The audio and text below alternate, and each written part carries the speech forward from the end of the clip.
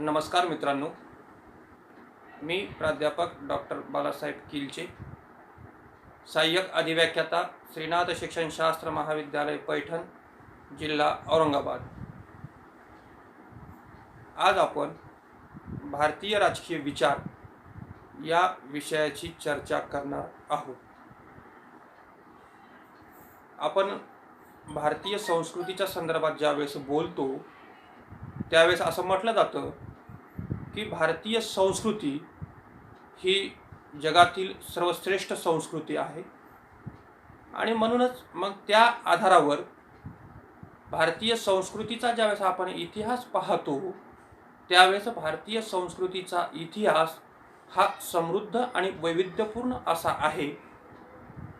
भारतीय संस्कृतीच्या संदर्भात सिंधू संस्कृतीचा उदय, आस्त, आर्यांचं आगमन, आर्यांचं स्थलांतर, ग्रीक, पार्शियन, इस्लामिक राजवटीचे आक्रमण आणि त्यातून त्यांचं झालेलं भारतीयकरण याचा विचार करता भारतीय संस्कृती ही एक वैविध्यपूर्ण असल्याचं आपल्याला दिसून येतं।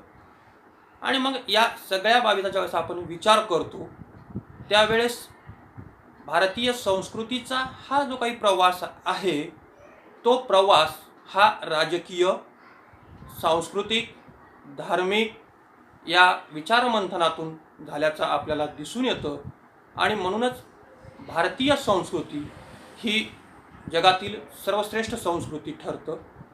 आणि मग ज्या पद्धतीनं भारतीय संस्कृतीमध्ये आर्थिक, सामाजिक, राजकीय, धार्मिक ही जी काही विचारमंथने झाली, स्थित्यांतरे झाली, त्या अनुषंगानं आपल्याला भारतीय राजकीय विचाराचा आढावा घेणं सुद्धा गरजेचं ठरतं। आणि म्हणूनच मग ज्यावेळेस आपण भारतीय राजकीय विचाराचा अभ्यास करतो त्यावेळेस नेमकं विचार कशाला म्हणायचं आहे, राजकीय काय किंवा राजकीय विचार म्हणजे काय याचा ज्यावेळेस आपण विचार करतो त्यावेळेस आपण ज्या विचाराच्या प्रक्रियेकडे पाहतो त्यावेळेस विचार म्हणजेच मनन आणि चिंतन यामधून जे काही निर्माण होतं त्याला आपल्याला विचार म्हणता येतो।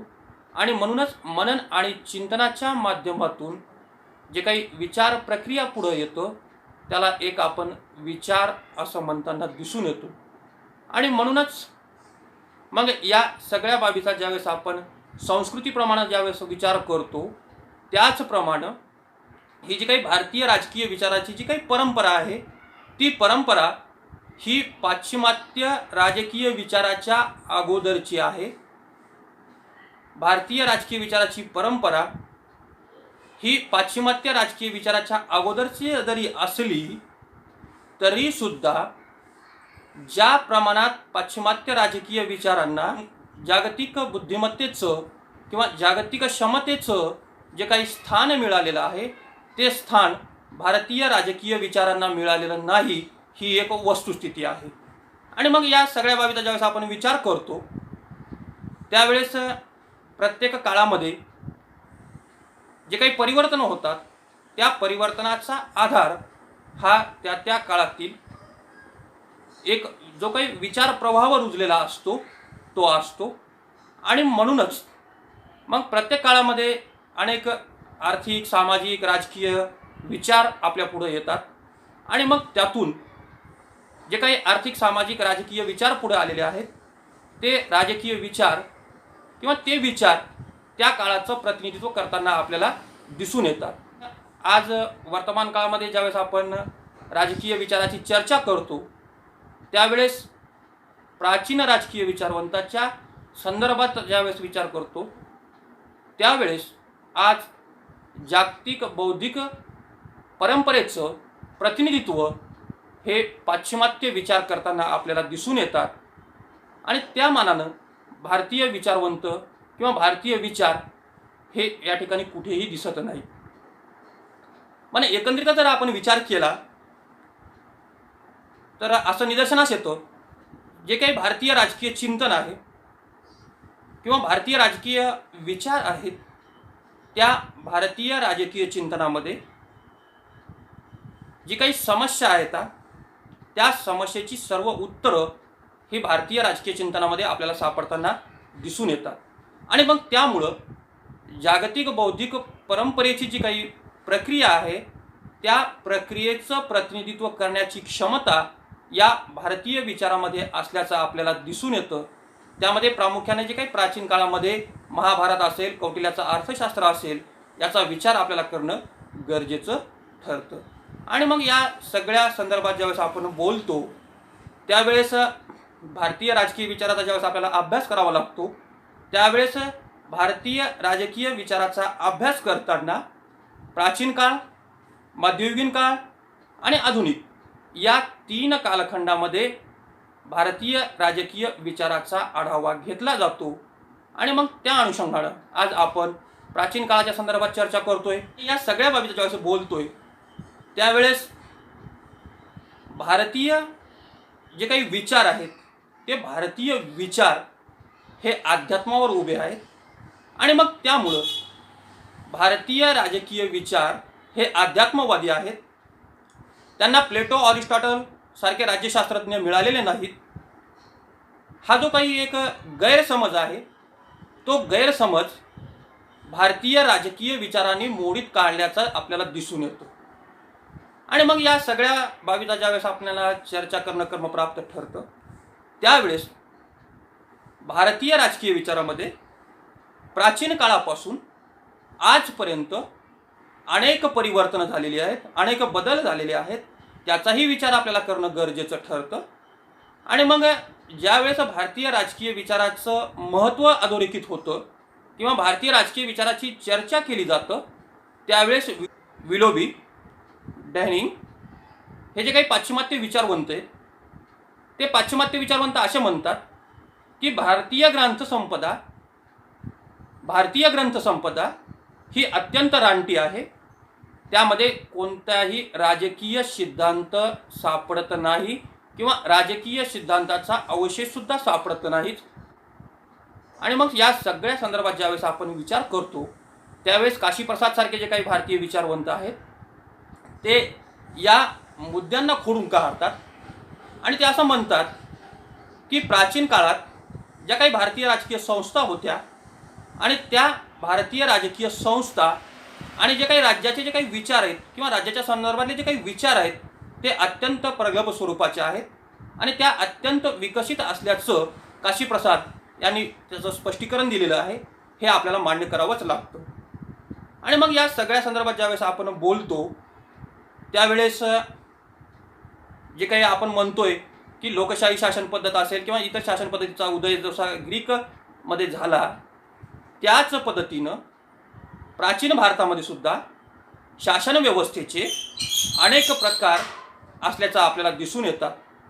आणि मग त्या अनुषंगानं प्राचीन भारतामध्ये गणराज्य, लोकशाही आणि जनतेचं सार्वभौमत्व यासारख्या संकल्पना ह्या विकसित झाल्याचं आपल्याला दिसून येतं. आणि मग या सगळ्या बाबीत ज्यावेळेस आपण बोलतो त्यावेळेस भारतीय विचारवंतामध्ये किंवा भारतीय विचारधारेमध्ये सामाजिक, धार्मिक क्षेत्रात वर्णाश्रम, धर्म याचा विचार केला जातो. तर राजकीय क्षेत्रात राजेशाही शासन व्यवस्थेचा हा विचार केल्याचा आपल्याला दिसून येतो. आणि म्हणून मग या सगळ्या संदर्भात ज्यावेळेस आपण बोलतो त्यावेळेस सामाजिक, धार्मिक क्षेत्रामध्ये जी काही वर्णव्यवस्था सांगितलेली आहे त्या वर्णव्यवस्थेमध्ये 4 वर्ण होते: ब्राह्मण, क्षत्रिय, वैश्य, शूद्र. आणि मग हे जे काही 4 वर्ण होते ते 4 वर्ण त्यांना जी काही कामं नेमून दिलेली आहेत ती कामं आपल्या वर्णाप्रमाणे करताना आपल्याला दिसून येतात. त्यामध्ये ब्राह्मणाचं जे काही वर्ण आहे त्यामध्ये त्यांना विद्यादानाचं काम करायचं आहे, विद्यादानाचं काम करायचं आहे, यज्ञाचं काम करायचं आहे, धार्मिक काम करायचं आहे, पुरोहिताचं काम करायचं आहे आणि सगळ्यात महत्त्वाचं म्हणजे राज्याला सल्ला देण्याचं कामसुद्धा या वर्गाकडे असल्याचं आपल्याला दिसून येतं. त्याच्यानंतर जो काही क्षत्रियाचा जो काही वर्ग आहे तो सैनिकी काम करण्याचं दिसताना आपल्याला दिसून येतो. त्याच्यानंतर राज्याचं संरक्षण करण्याचं काम हे क्षत्रियांकडे असल्याचं आपल्याला दिसून येतं. जो काही वैश्याचा जो काही वर्ण आहे त्यामध्ये व्यापार, शेती, उद्योग त्यांनी सांभाळला पाहिजे. आणि जो काही सगळ्यात खालचा जो काही वर्ण आहे तो म्हणजे शूद्र, हे बुद्धीनं कमी आहेत असं समजलं जायचं आणि मग त्यांनी समाजाची सेवा करावी याचा विचार या भारतीय विचारामध्ये केल्याचं आपल्याला दिसून येतं. आणि मग या सगळ्या बाबीचा ज्यावेळेस आपण विचार करतो, या सामाजिक आणि धार्मिक क्षेत्राच्या आधारावरच या ठिकाणची राजकीय प्रक्रिया ही विकसित होत असते. आणि म्हणून भारतीय राजकीय विचारामध्ये धर्म आणि दंड या दोन गोष्टीला अत्यंत महत्त्वाचं स्थान आहे. भारतीय राजकीय चिंतनाचा आधार धर्म आणि दंड आहे. म्हणून धर्म म्हणजे धारण करणं आणि दंड म्हणजे धर्माचे नियमाचं पालन करणं. ह्या गोष्टी भारतीय राजकीय विचारामध्ये प्रामुख्याने आपल्याला पाहाव्यास मिळतात. आणि म्हणूनच या सगळ्या बाबीचा ज्यावेळेस आपल्याला विचार करायचा आहे, त्यावेळेस जे काही प्राचीन भारतीय राजकीय विचार आहेत, त्या प्राचीन भारतीय राजकीय विचारास, प्राचीन भारतीय राजकीय चिंतनास हिंदू राजकीय चिंतन म्हणून ओळखल्या जातं. हेही अत्यंत महत्त्वाचं आहे. आणि म्हणून मग या जी काही भारतीय संस्कृती आहे किंवा त्या संस्कृतीच्या संदर्भात आपण ज्यावेळेस बोलतो, त्यावेळेस या संस्कृतीची जी काही सुरुवात होतं किंवा भारतीय राजकीय व्यवस्थेची जी काही सुरुवात होतं, ती सुरुवात ही वैदिक काळापासून झाल्याचं आपल्याला दिसून येतं. आणि नंतर मग या ठिकाणी आर्थिक, सामाजिक, धार्मिक जे काही परिवर्तनं झाली, ती परिवर्तनं होत असताना या ठिकाणी अनेक नवीन जाती, नवीन वर्ग, नवीन संघ निर्माण झाले. आणि मग हे होत असताना या ठिकाणी भारतीय संस्कृतीवर अनेक परकीय आक्रमणं झाली. आणि मग त्या आक्रमणाच्या माध्यमातून या ठिकाणी त्यांचं या ठिकाणी स्थलांतर झालं, स्थायित्व झालं. आणि त्यातूनच या ठिकाणी त्यांचं भारतीयकरण झालं. आणि मग त्या भारतीयकरणाच्या माध्यमातून या ठिकाणी भारतीय संस्कृती ही एका वेगळ्या दर्जाची ठरतं. आणि म्हणूनच जो काही भारतीय राजकीय विचाराचा जो काही आधार आहे तो धर्म आणि दंड ठरतो. आणि म्हणून मग प्राचीन भारतीय विचारवंताच्या अनुषंगानं मनुस्मृती हा जो काही ग्रंथ आहे, तो ग्रंथ याचा उल्लेख हा प्राचीन विचारामध्ये प्रामुख्याने केला जातो.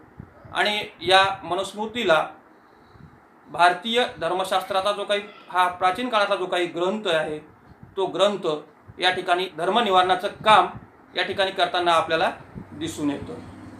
आणि मग जी काही स्मृती आहे, त्या स्मृतीचा जो काही अर्थ घेतला गेलेला आहे, त्यामध्ये समाजाची धारणा किंवा समाजाचं नियंत्रण करणारी जी काही नियमांची जी काही संहिता आहे, तिला स्मृती असं म्हणतात.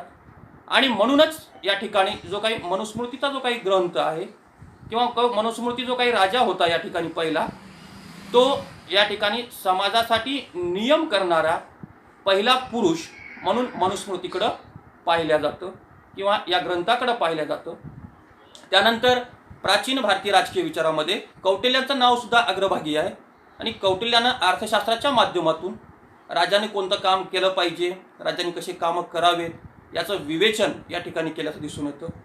आणि मग या ठिकाणी मनु असेल, कौटिल्य असेल, महाभारत असेल, महाभारतातलं शांतीपर्व असेल, यांनी धर्मशास्त्राचा आधार घेत या धर्मशास्त्राच्या माध्यमातून राजनीतीचे विचार या ठिकाणी मांडल्याचं आपल्याला दिसून येतात. आणि म्हणूनच या ठिकाणी जे काही सप्तांगाचा सिद्धांत येतोय, तो सप्तांगाचा सिद्धांत ही भारतीय विचाराची देण आहे आपल्याला असं म्हणता येईल. आणि म्हणूनच प्राचीन भारतीय विचाराचा ज्यावेळेस आपण आढावा घेतो, त्यावेळेस प्राचीन भारतीय विचार हे राजकीयदृष्ट्या अध्यात्मवादी असले तरी राज्यशास्त्रीय संकल्पनेच्या अनुषंगानं ते नवविचाराला प्रोत्साहन देतात, प्रेरणा देतात. याचं भान आपल्याला ठेवणं गरजेचं आहे. धन्यवाद.